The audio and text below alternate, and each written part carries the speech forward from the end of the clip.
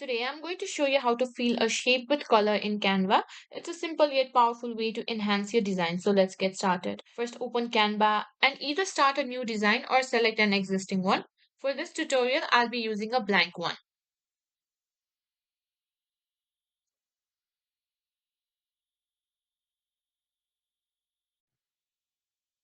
Next we need to add a shape. Click on elements. Now scroll down to the shape section and choose a shape that you like.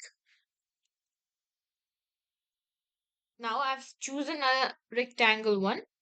Now drag a shape onto your canvas and resize it as needed.